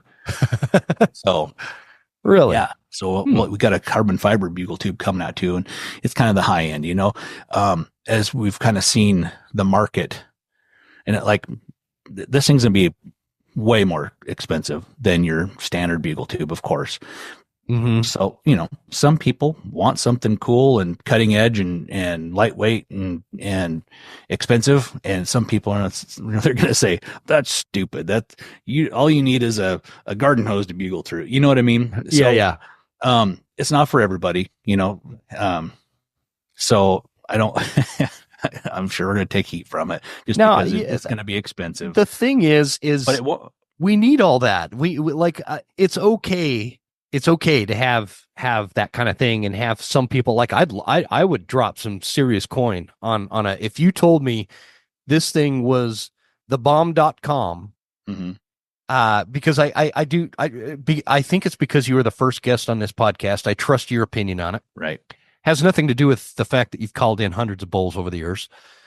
But if you told me it was thebomb.com, I would drop serious coin on it, and that's okay. Like, so nobody get butt hurt and send us nasty emails. Relax. If you just want a cheap bugle tube, then go that route. Right. I'm kind of, you could see, maybe it's because it's the end of the year, man, but I'm kind of getting, I'm over some of the grumpy comments I get.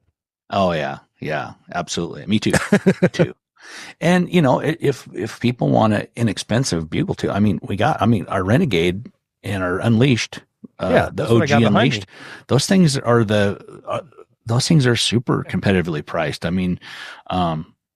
They're as, you might find a cheaper one out there somewhere, but it ain't going to sound good. For the what you pay for it. But as we've seen, there's another tube out in the market that it's like $330. And it's like, man, if people are going to pay $330, like, I feel like that's a little outrageous in my opinion. I don't want to throw it. I've seen that companies. One. Is that wood finished looking one? Yeah. I don't want to throw no rocks because, to each their own. And, that's the cool part about, innovation, right? Don't leave any stone unturned. Make things out of interesting materials. So on that tube, that $300 tube, it does sound great. And yeah, it's awesome. I've never used one, but I've heard the people use it, and it sounds great. But we didn't want to have something that expensive. Like, that's like, even me, I'm like, I'm not throwing an extra $300 out for much of anything, I'm like, well, the thing is, it depends on the gear, man. Like, I lose bugle tubes. So the only one I haven't lost is this. I've had the same Renegade for, I think this was my third or fourth season with it. In fact, it's still the lanyard thing is still tied the way you did it for me, because I couldn't figure out how to tie it right. So you tied it for me. Still like that. Oh, perfect. See how dumb I am, man? Well, I'm surprised I taught you something. I mean, you're talking to another dummy. But anyway. Like you say, people lose their bugle tubes. Or like, I usually end up giving them, like, at these shows, usually give one away. It's like my personal one. Usually there's some kid or that's around there that, he's like, oh, I brought $20, and bugles are 30 or whatever. I'm just like, a lot of times I'm just like, hey, if I can see somebody like really, really into wanting to learn how to call out, I'll just give them mine and be like, here you go, buddy. Yeah. So I'd feel weird about trying to give away a $300 tube. That would hurt a little more. Yeah.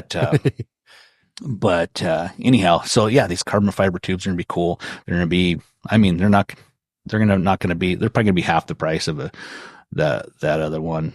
But it's cool. I mean, it's kind of like a pet project to Phelps. He's like, I know not everybody's going to probably want one of these things, but for people who always want the cutting edge, want to push the limits of what we can make calls out of. And, they might find it interesting, and it does sound good. It's a cool tube. So, those will be coming out too. So between those two tubes, it's going to be pretty exciting to show those off.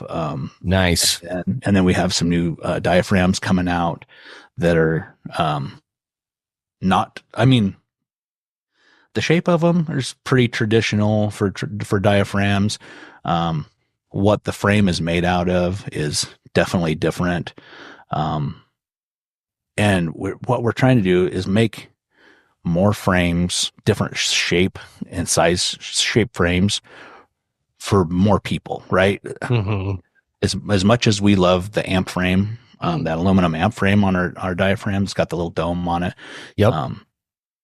It still excludes some callers from using it. They're like, yeah, I've been using XYZ call for a long time. Is it as good as that? I'm like, oh, it's better than that one. Here. And a lot of times if they're a little skeptical, I'll give them one to try. Mm-hmm. Here, try it. And they're like, they'll blow on it. They're like, it don't fit. It don't fit right, because they have a weird shaped mouth. Their palate's not shaped or the right way for that particular diaphragm to work right. So we went to work on these new shapes and sizes. Did we reinvent the wheel? No, we didn't.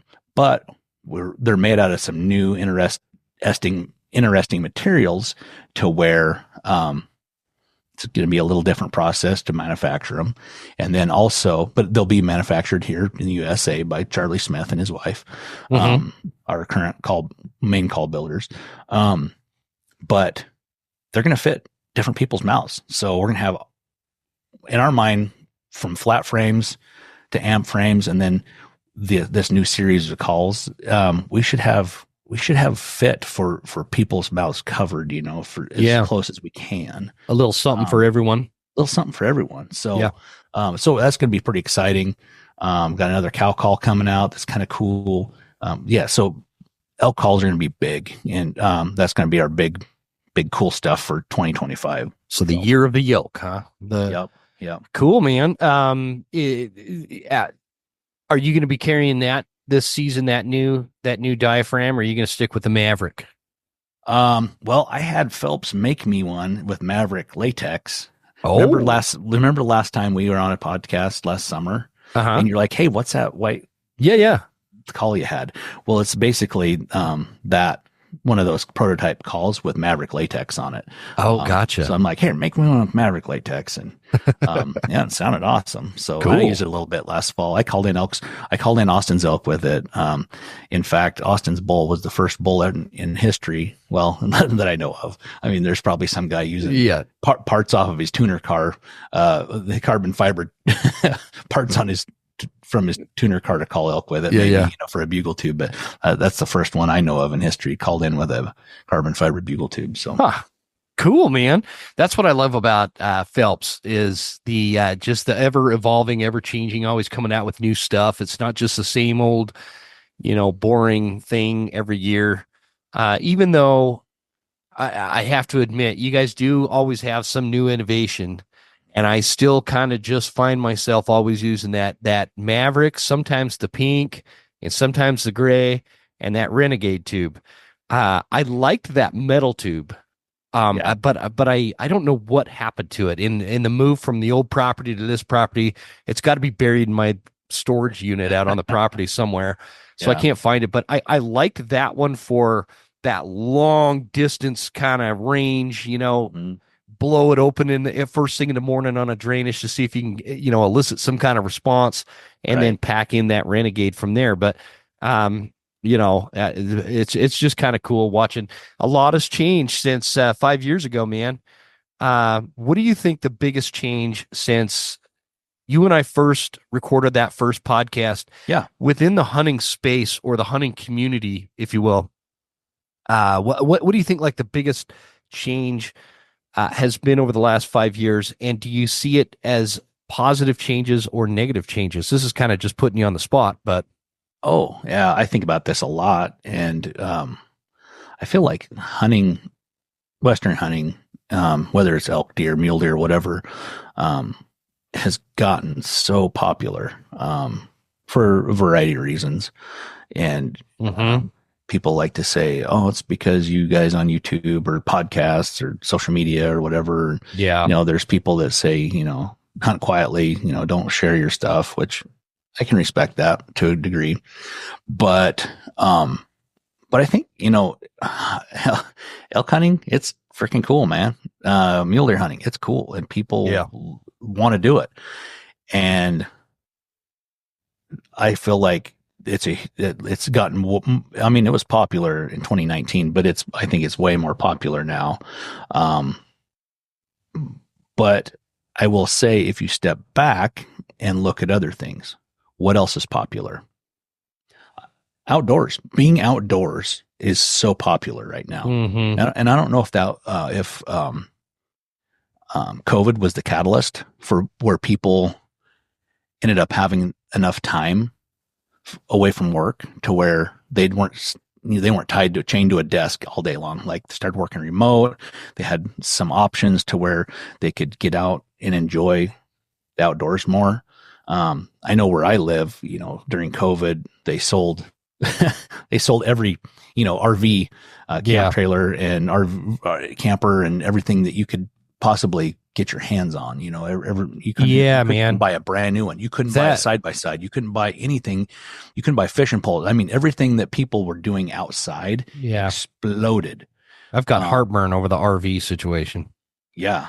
They that we lived in that fifth wheel for a couple Uh-huh. years. We bought Yeah. that fifth wheel at like that peak Yeah. RV time, and so we got kind of hammered on the price Sure. and paid top dollar, and now I want to get rid of it because that's the kind of fifth wheel RV you live in, not the kind you take hunting. Right. Right. and Exactly. and I just owe too much on it. So Oh, it's man. going to cost me a fortune to get rid of it, and then Yeah. I've got some ass ache over it.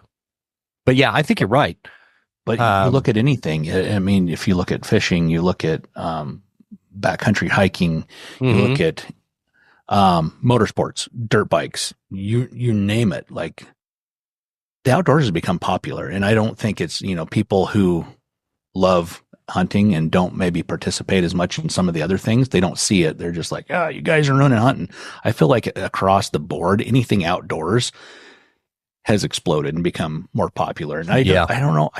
I like, my gut feeling. I don't have any data on this, but my gut feeling was like, once COVID happened and people were actually able to go and spend some time like how they wanted to outdoors, that they're almost like, I ain't going back to I ain't Yeah. going back to living life without being outdoors all the time and enjoying the things I love. And I Yeah. think there's just people have seen the light and seen how awesome it is. Unfortunately, that creates difficulty for us we're the OG hunting lovers The pre-COVID outdoorsman. and yeah, and dirt bike, whether you're Yeah. dirt bikers or ATV enthusiasts or Jeep guys or whatever you're doing, like, I'm sure there's heartburn for everyone, just Yeah. because, like, back when you could go find solitude, now you can't. Yeah. Here's an Yeah. interesting, like, part of that. There's a place there, in North Idaho, that's a super popular, trail, that Lewis and Clark followed, through the mountains of the Bitterroots. And there's a road that goes through it, a lot of it. And it's some of the most beautiful country you've ever seen. And at one time, not that long ago, say 5, 6 years ago, if you were to go out there, let's say you want to go camping, if you broke down or something, you're in deep trouble. You're in the middle of Mhm. nowhere. There's no cell service. There's nobody that's going to come along that road and help you. Well, now, ever since COVID, you go in there in the summertime, every 30 minutes, you're dodging adventure bikes. You're dodging Yeah. 6 or 8 Jeeps, guys on Jeep excursions. Like, it don't The matter. It's Jeep not excursions, and what do they call those? they Overlanding? yeah, overlanders. Yeah, Yeah, I've the noticed a big overlanders. influx in those, and then the guys with the side by sides that get in these clubs, and Hmm. it kind of pisses me off sometimes during spring bear. One of those clubs will go by and the side by sides Oh, off my bait barrel, not yeah. very far, and it just makes so much ruckus, Yeah. and 87 side by sides going oh by. yeah, yeah, Yeah. and then they'll stop and party and have a beer Yeah. right there. Yeah. If they're Yeah. 500 yards from my bait barrel, I'm like, yeah, you guys go away. Don't you know it's bear season? Yeah. Yeah. But you got Yeah. to I'm remember, it's everybody's woods. Yeah. In fact, there's this on that trail or that road I'm telling you about, then there's this beautiful backcountry, high country lake, the road, and there's a Mm-hmm. little campground. There's spots for 4 people to camp. And before, like, if you ever want to just drive up there on a lark and go camping, Mm-hmm. you could. Now you pull in there in the summertime. There's Even on a people Monday. camp. Yeah. Yeah. On like a Monday or a Tuesday, there's people camped. And Yep. there's nowhere to park because there's 12 side by sides. There's 14 touring bikes, Yeah. a bunch of Jeeps and stuff parked there. And then last time we were there, I was throwing sticks for the dogs to chase. Or I think we just had Jocko at that time. I was throwing a stick in the lake for him to fetch. And there was a dude like 200 yards across the lake, a couple old farts over there fishing. Yeah. And he started yelling and swearing at us. And he come around there ready to fight. He was going to fight me. Oh, He come to fight. Well, he got over there and see me, and he's like, okay, I'm probably not going to fight. But this guy was like in his 70s. Like, if you breathed on him, he's going to tip over. But yeah. it's like, man, what have we gotten to here? So It's terrible. It's not just hunting, which I get, everybody's like, oh, dang it, and everybody's hunting now. But it's not just hunting. It's not. No, I mean, we outdoors. used to camp up on the Coeur d'Alene River, which kind of runs down the center of Unit 4 in North Idaho, right? Yeah. We used to pull our trailer up there, and it was, religion for us almost. We were up there at least every other weekend, if not more. And you can camp right on the river, and it had these great swimming holes. And I don't even mind saying it on the show anymore because don't even bother. I mean, we literally stopped going there because it's like the entirety of the whole city of Spokane found it or something. Yeah. Yep. And we go up there and that spot, we used to be able to go up there and spend a week and barely see anybody else. And now you go up there and you run a serious risk of not even finding a spot. And there's 100 camp spots, and they're just those dry camps, not like a campground, Right. To pull your trailer in and hang out for the weekend right on the river and swim and fish and all that kind of stuff. This is what we did all summer long. And that's a thing of the past, man. We don't even bother. We don't go up there anymore. You can't find a spot. The people, honestly, I think that, and I don't mean to sound like a grumpy old man, but the people that ended up starting to take over that area and several other areas, they don't respect what it is. Right. And they leave trash, and they go crap right outside of the camp and leave toilet paper all over the place. And it's just like, it's not fun anymore. And so, yeah, anyway, don't even get me started on that. And I think their idea of spending time in the woods, they don't mind popping up their tent 10 yards from your stuff. Yeah, exactly. Be a camp spot there. It's like, well, I came out here to be by myself. I didn't really want to see another person like at 10 yards away. I don't want neighbors when I go camping. Right.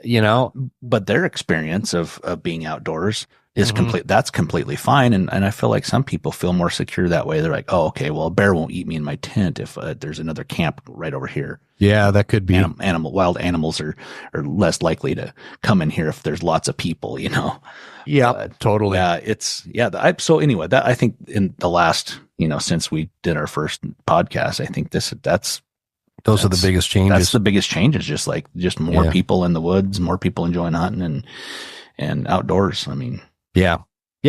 And like you said, there's good and there's bad that come out of it. So I'm hoping, there kind of develops out of this some kind of balance, because I would like to go camp in those old haunts that we used to go spend we practically raised our kids on that river. And now, like, you just feel like it's been overrun and by people that don't maybe appreciate it like we do. And so, and I don't know that for sure. That's my grumpiness coming out. Yeah. But, maybe they do appreciate it as much. But man, I appreciate you coming on last minute like this and Yeah, absolutely. recording. As always, I love having you on, man. The listeners love having you. That's very clear from the downloads. And I don't know how you're doing it, but your microphone looks like it is flat floating in midair on the screen. It's like distract. Oh, there. Now if you move it, I see the Wow. attachment, but look at it. Oh yeah. Is it showing it? It's like blurred out. Like, oh yeah, there it goes. When you get in front of it, because that little black stick looks like it's on your wall behind you, but it does. It's been driving me crazy this whole episode. It's like, how does he do that? How does he do like that? Microphone is levitating, man. Yeah, and I hate this mic stand. If you look at it here, check this out. See, it's kind of blurring. Oh yeah, you've got one of those base mounts. Yeah. Yeah, I literally have tough. to hug this thing.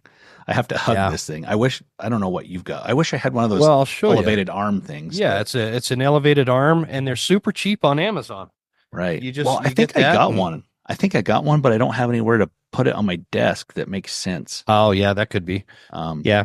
But, well, when you're dealing with a professional on my level, Dirk, you'll notice that I have the $19.99 microphone stand, and yeah, maybe they should sponsor the show. I don't even know the name brand. Yeah. But Joe Rogan, eat your heart out. Yeah, that's right. That's right. This is what a pro looks like. Yeah, the problem is you got to have the right desk or table because the little attachment thing doesn't fit. I had a different table in here, and I actually got rid of it because my mic attachment wouldn't. It was too thick, Oh yeah. So anyway, got to have the lip. Well, cool, man.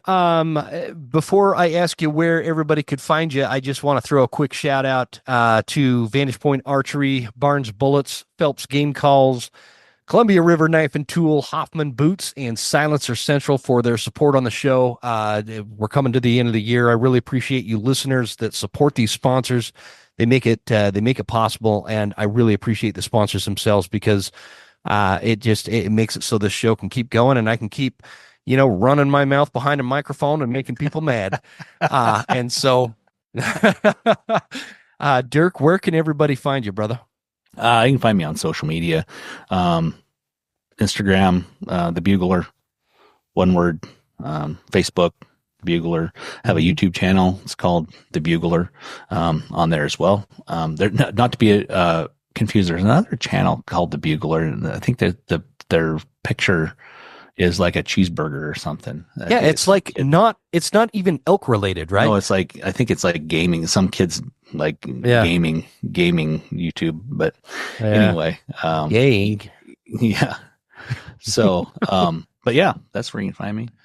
So, at Phelps Game Calls and at the Bugler on Instagram, that stuff will all be in the show notes. You guys know, Phelps has been, I think you guys are like the longest standing sponsor of the Western Huntsman. And I really appreciate that. So you guys can find that all in the show notes. There is a cool little promo code you can get in those show notes if you're getting Phelps gear.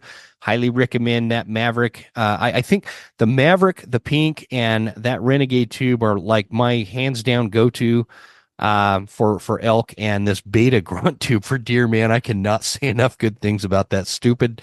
It's like this little tube for whitetail. And my buddy called in a mule deer with one, by the way. One of the other guides at the lodge, I gave him one.